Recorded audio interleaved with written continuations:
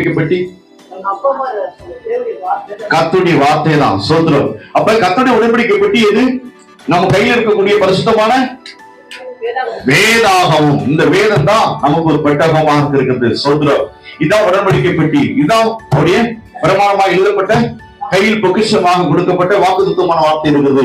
இந்த பொக்கிஷம் நம்முடைய இருதயத்துல நம்ம உள்ளத்துல இருக்கப்படுகிற போது நாம் ஒவ்வொரு நாளும் அதிசயத்தை காண முடியும். அல்லேலூயா. நம்ம அதிசயத்தை காணணும் அப்படின்னா வேற எங்கேயும் அதிசயத்தை தேட தேவையில்லை. சொல்லுங்க. परमेश्वर का व्यक्ति बोलते हैं, परमेश्वर का व्यक्ति इसके अंदर आके मोसे के कुछ दिया ना, वो पूरा उसका अंदर था। वो क्या किए, बैलगाड़ी में बैलगाड़ी जानते ना, बैलगाड़ी में आके लेके आते वो संदूक, वो पेटी तो बैलगाड़ी में लेके आते। एक आने के टाइम आके वो क्या होता, गाड़ी थोड़ा हिल के वो नीचे गिर जाता, वो पेटी आके नीचे गिरने जाता। तब मूसा बोलते एक आदमी ये नीचे गिरता है ना, बोलते हो क्या करा, वो जाकर पकड़ा, वो आया नीचे गिरने से वो ये कर रहा। तब क्या हो गया, परमेश्वर को बहुत गुस्सा आ गया, बहुत गुस्सा आ गए, उसको मारा, वो मर गया। क्यों इसमें से क्या बोलते हैं, क्या बोलते हैं, क्यों मारा, वो अच्छा काम ना किया। बेटी भगवान का बेटी, परमेश्वर बेटी नीचे गिरने का बेटी की वो पकड़ा, वो नीचे गिरने से गाड़ी में रहना नीचे नहीं गिरना, परमेश्वर बेटी का अच्छा काम किया, क्यों मारा भगवान, क्यों मारा परमेश्वर, ऐसा बोलते हो। इसमें थोड़ा नियम है, ये बेटी का के ऐसा करना वैसा करना बोल के नियम है, वो नियम को ये करना, तो नियम क्या बोल रहा है, उसी तरह चलना। वो हमारे दुनिया के इसमें देखे तो वो अच्छा किया, वो तो भगवान के परमेश्वर का इस ज्ञान में देखे तो वो बुरा किया। ऐसा क्या करा, उसको पीछे राजा दावीद, राजा डेविड क्या बोलते हैं हिंदी में, हिंदी में क्या बोलते हैं, डेविड दावीद राजा है ना, उसका नाम क्या है इसमें है ना, दावीद राजा। क्या हिंदी में नहीं मालूम होता क्या बोल रहे, किंग डेविड बोलते हैं, दावीद राजा बोलते हैं। वो क्या किया, उसके वो आके घर लेके जाने के डर गया, वो तो एक आदमी मर गया, लेके जाने के डरते, वो संदूक को लेके जाने के डरते। इसलिए दूसरा एक इसमें पढ़ो, वो बेद ये दो, क्या डाला हिंदी में उसमें पढ़ो, वो बेद ये दो घर में आके वो पेटी को 3 महीना रख दिया, वो 3 महीना तो पेटी उधर रहेगा। उसके बाद तो घर अपन का घर अपना घर लेके जाने के लिए डर हो गया राजा ने, इसलिए ये आदमी का घर में वो पेटी रख दिया, तो पेटी रखते 3 महीना पेटी उधर था वो। इसीलिए भगवान क्या करे, परमेश्वर वो बेटी की जमाने को भी आगे आशीर्वाद दिया। ஆமென். சரி, அப்படியா கர்த்தர் தாமே அந்த உடன்படிக்கை பெட்டி நம்ம வீட்டுல நம்ம குடும்பத்துல இருக்கணும். ஸ்தோத்திரம். அப்ப இந்த உடன்படிக்கை பெட்டி நம்ம கையில் இருக்கக்கூடிய புதிய உடன்படிக்கை பெட்டியா இருக்கக்கூடிய பரிசுத்தமான வேதம் நம்மளுடைய இருதயத்துல நமக்குள்ள இருக்கணும். இருந்தா தான் அந்த ஸ்தோத்திரம் ஒவ்வொரு நாளும் முன்னும் பரிசுத்தமான வேதத்தை வாசிக்கணும், அதை நேசிக்கணும். அப்படி நேசப்படுகிற போது எப்படி மோசே கிட்ட கர்த்தர் பேசினாரோ அதே போல இந்த வேதம் நம்ம இடத்துல பேசும், வேதம் நம்மோட பேசும். இந்த வேத வாக்கியம் நமக்குள்ள அது விசுவாசிக்கப்படுகிற போது நமக்குள்ள அந்த அதிசயங்களை அற்புதங்களை என்ன முடியும், பார்க்க முடியும், காண முடியும். தேவன் அதிசயங்களை செய்யணும் அப்படின்னா, அற்புதங்களை செய்யணும் அப்படின்னா, நம்முடைய வாழ்க்கையில நம்முடைய ஜீவியத்துல அற்புதம் எனக்கு வேணும், அதிசயம் எனக்கு வேணும் அப்படின்னா வேதம் நம்மளுக்கு இருதயத்துல இருக்கணும். அதுதான் பரிசுத்தமான வேதம் சொல்லுது. உங்க இருதயம்ங்கிற பலகையில என்ன பண்ணுமா, வேதத்தை திருவசனத்தை எழுதிக்கொள் அப்படின்னு சொல்லி நீதிமொழிகள்ல சாலமோன் சொல்றார், 3வது அதிகாரம் 3வது வசனம். அதே போல நம்ம இருதயத்துல திருவசனத்தை எழுதி வைத்துக் கொள்ள வேண்டும். அப்படின்னா சோத்திர மோசே எவ்விதமாக ஏற்றுக்கொண்டான், அதே போல ஊசா தன்னுடைய தேவனுடைய சமூகத்தை எவ்விதமாக துச்சனமாக எண்ணினான், அதனால அவன் செத்து போனான் என்று பார்க்கிறோம். நம்ம அதே போல வேத புஸ்தகத்தை துச்சனமாக எண்ணக்கூடாது, சோத்திரம் யதார்த்தமா எண்ணக்கூடாது. உடன்படிக்கை பெட்டியை ஊசாவை போல நம்ம யதார்த்தமா எதிர்த்து பயப்படுத்த வேதம் தானே, பேப்பர் தானே, பிரிண்டிங் பண்ண பேப்பர் தானே சொல்லி யதார்த்தமா எண்ணக்கூடாது. ஒரு பயபக்தியோடு நடுக்கத்துடனே நம்ம என்ன பண்ணோம், அந்த பரிசுத்த வேதத்தை நம்ம பின்பற்றணும், இதை வாசிக்கணும், இதை உள்வாங்கி நிற்கணும். இந்த வசனம் என்னுடைய கர்த்தர் பேசுகிற வார்த்தை, தேவனால எழுதப்பட்ட வார்த்தை சொல்லி நாம் உண்மையிலே விசுவாசத்தோடு நம்ம ஏற்றுக்கொண்டிருப்போமானால் இந்த வேதத்தில் இருக்கக்கூடிய மகத்துவமான அற்புதங்கள் அதிசயங்கள் நமக்குள் இருக்கும். இதுதான் உண்மையான காரியம். வேதம் நமக்குள் இருக்கும். வேதம் நமக்குள் இருக்குமானால் அதிசயத்தை பார்க்க முடியும், அற்புதத்தை காண முடியும். अभी देखो, अभी बात बोल है ना मैं, ये पुराना नियम ओल्ड टेस्टमेंट में क्या बोलते हैं, परमेश्वर का सृष्टि। अब नया नियम में क्या है, ये बाइबल है, भगवान का वचन है ना इसमें, ये आके नया नियम है। पुराने नियम आके परमेश्वर का सृष्टि, इसके अंदर हर चीज वैसे रहेंगे, वो पुराना हो गया। अभी नया नियम में न्यू टेस्टमेंट में क्या बोलते हैं, यही है परमेश्वर का वचन है ना, वही आके भगवान को भी परमेश्वर से हमको भी जुड़ाने का चीज है। इसीलिए ये आके क्या सोचना, ये पेपर है वैसा नहीं सोचना, ऐसा ऊंचा चाहता वो मर गया वो। उसी तरह इसका आगे बहुत भक्ति से, बहुत ध्यान से इसके वचन आके हम दिल में रखना पड़ेगा, हम हर दिन पढ़ना पड़ेगा। ना इसी तरह हम चलन भी, हम चलन भी इसमें वचन में क्या है वो चलना पड़ा, वैसा चलने के टाइम में बहुत बड़ा बड़ा काम होएगा, आशीर्वाद ज्यादा हो जाएगा।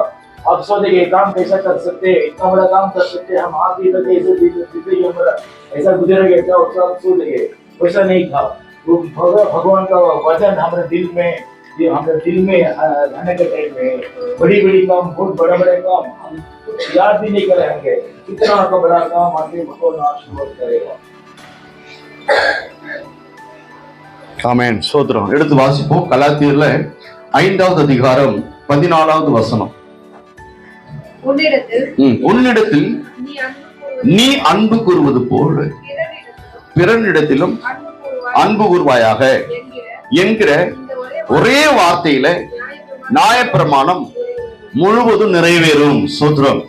நாளிலே கூட அந்த 10 கட்டளையை கொண்டு வந்த பிரமாணத்தை தொட்டவுடனே, உதாரணமா தொட்டவுடனே அந்த ஊசாகிறவன் செத்தான். ஸ்தோத்திரம். தேவன் அவனை அடித்தார்.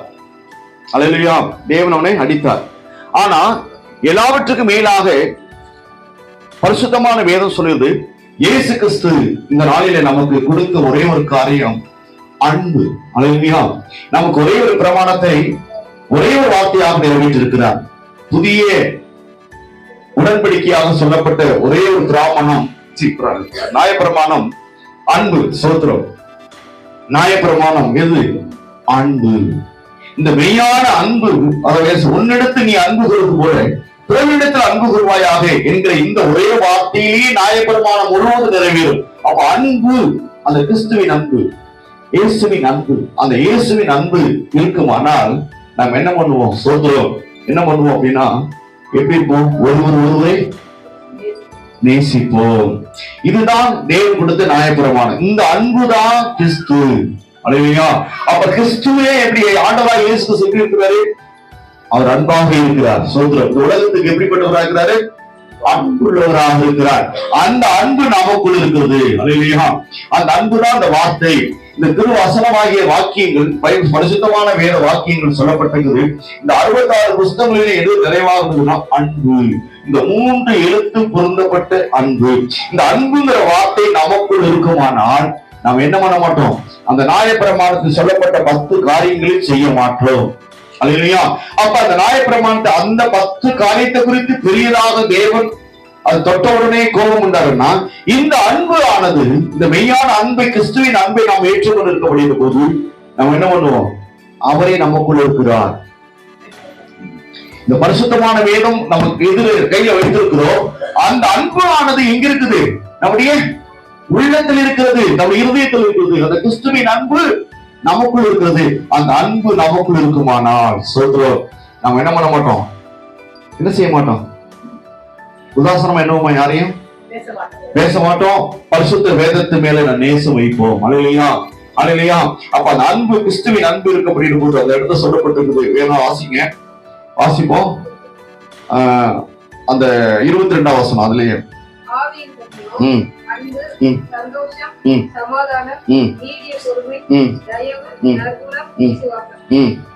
சாந்தம், இச்சையடக்கம், ம். இப்படிப்பட்டவைகளுக்கு விரோதமான பிரமாணம் ஒன்றுமே இல்லை. சோதரம் ஆண்டு சொல்லி சுருக்கி அந்த அன்புக்குள்ள என்னென்ன அடங்கி இருக்கு என்பதை அந்த இடத்துல 5வது அதிகாரத்துல 22வது வசனம் சொல்லுது. ஆவியின் கனியோ அன்பு, சந்தோஷம், சமாதானம், நீடிய பொறுமை, தயவு, நற்குணம், விசுவாசம். அது மட்டுமல்ல, சாந்தம், இச்சை அடக்கம், இப்படிப்பட்டவர்களுக்கு விரோதமான பிரமாணம் ஒன்றுமே இல்லை. சோதரம் அல்ல, இதுக்கு எதிராக எந்த பிரமாணமும் இல்லை என்று நான் சொல்லிட்டார். அப்ப ஒரே ஒரு காரியம், அன்பு. இந்த அன்புக்குள்ள இவைகளாம் அடங்கி இருக்கிறது. சோதரம் இந்த அன்புங்கிற அந்த 3 எழுத்துக்குள்ள இவைகளாம் அடங்கி இருக்க அப்படின் போது நான் யாரா இருக்கிறேன்னா, கிறிஸ்துவை நான் நேசிக்கிறவனாக இருக்கிறேன், நான் கிறிஸ்துவை பின்பற்றுகிறவனாக இருக்கிறேன். இந்த நாட்கள்ல இப்படிப்பட்ட ஒரு காரியம் தான் நம்முடைய வாழ்க்கையில அந்த அதிசயத்தை காண பண்ண முடியும். காணப்பட முடியும். அதிசயங்கள் நிறைய காரியம் இருக்குது. திராட்சை ரசத்தை ஐயத்துல காட்டின அதிசயங்கள், அதெல்லாம் எதுக்கு அப்படின்னா நம்ம மேல அன்பு வச்சு அப்படிப்பட்ட அற்புதத்தை செஞ்சார். யார் மேல அன்பு வச்சு? தன்னுடைய இஸ்ரவேல் ஜனங்களுக்கு மேல வைத்து அன்பு வைத்து தேவன் அப்படிப்பட்ட காரியத்தை செய்தார். இப்ப மேலான அன்பு 3:16 என்ன சொல்லுது? யோவான் 3:16 என்ன சொல்லுது? பாத்தீங்களா? தன்னுடைய ஒரே பேரான குமாரன் என்று பாராமல் என்ன பண்ணார் அவரு? இவ்வுலகத்துக்கு இவ்வளவாய் அன்பு கூர்ந்து என்ன பண்ணாராம்? தன்னுடைய குமாரனை என்ன பண்ணாரு? தந்தருளினார், கொடுத்தார். சோதர் நமக்காக கொடுத்திருக்கிறார் பிதாவாகிய தேவன். அப்ப அவ்வளவு பெரிய அன்பு, தன்னையே அர்ப்பணித்து ஒப்பு கொடுத்துட்டாரு. அந்த அன்புக்கு நிகரானது ஒன்றுமே இல்லை. அல்லேலூயா. அந்த இயேசு கிறிஸ்துவை நாம் விசுவாசித்து ஏற்றுக்கொள்ளப்படுகிற போது நமக்குள்ள என்ன இருக்கணும் அப்படின்னா, ஆவின் கனியாய். சோத்திரம். அந்த கிறிஸ்துவின் அன்பு எனக்குள்ள இருக்கணும். அதான் சந்தோஷம், அதான் சமாதானம், அதான் நீடிய பொறுமை. அன்பு இருந்தாலே இதெல்லாம் நமக்குள்ள வந்துடும், ஆட்டோமேட்டிக்கா வந்துடும். அல்லேலூயா. இது நமக்குள்ள வருமானால் என்ன பண்ணுவோம் அப்படின்னா, அதிசயங்களை காண முடியும். இதெல்லாம் இருந்தா தான் அதிசயத்தை பார்க்க முடியும். இதெல்லாம் இல்லைன்னா அதிசயத்தை காண முடியாது. இந்த அற்புதத்தை பார்க்கணும், இந்த அதிசயத்தை காணணும். அதனாலதான் அந்த மோசேஸ் சொன்னா, என்னிடத்துல ஒன்றும் இல்லை, நீங்க சொன்னது கூட என்னிடத்துல என்ன இல்லை, ஒண்ணுமே இல்லை அப்படின்னு மோசே கத்திரிடத்துல சொல்றான். நான் ஊமையா இருக்கிறேன், கோபக்காரனா இருக்கிறேன், திக்குவாயா இருக்கிறேன், மந்த புத்தி உள்ளனா, இவ்வளவு காரியம் இருக்கிறேன் அப்படின்னு சொல்ல முடியும். அது காணுக்கார். அப்புறம் அழகா சொல்றாரு, நான் இவங்களெல்லாம் உண்டாக்குனது யாரு? நான் தான் அப்படின்னு சொன்னாரு. அதே போல இப்ப நம்மளை உண்டாக்கினவர் யாரு? கர்த்தர். நம்மளை உண்டாக்கினால்தான் சரி, மோசையினால முடியாதுன்னு சொன்னவரு, மோசை முடியாம சொன்னாரோ, அப்ப அவரே தன்னை குமாரனையே இன்னும் நமக்காக நம்மளை மீட்கும்படி, இன்னைக்கு எகிப்தில இஸ்ரவேல் ஜனங்களை மீட்கும்படி மோசையை தெரிந்து கொண்டார். ஆனா நம்மளை மீட்கப்படும்படியாக ஆண்டவராய் இயேசு கிறிஸ்து இந்த உலகத்துக்கு கிறிஸ்துவாய் வெளிப்பட்டார். பிதாவாகிய தேவன், அவரே கர்த்தர், அவரே தேவன் தான், அவரே கர்த்தர், அவரே கிறிஸ்துவாக குமாரனாக இந்த உலகத்துக்கு வெளிப்பட்டார். அப்ப அந்த இயேசு கிறிஸ்துவை நான் விசுவாசித்து நான் ஏற்றுக்கொள்ளப்படுகிற போது, கிறிஸ்துவின் அன்பு எப்படி அந்த அக்கினி மோசைக்குள்ள வெளிப்பட்டதோ, அதே போல கல்வாரி சிலுவையில அந்த அன்பு நம்மளை நீங்க ரட்சித்தது அல்லவா, அந்த அன்பு நமக்குள் வெளிப்பட வேண்டும். அந்த அன்பு நமக்குள் இருக்குமானால் இந்த காரியம் என்ன இருக்கும்? அந்த 22 வசனம், அதுதான் ஆவியின் கனியாக வெளிப்படும்.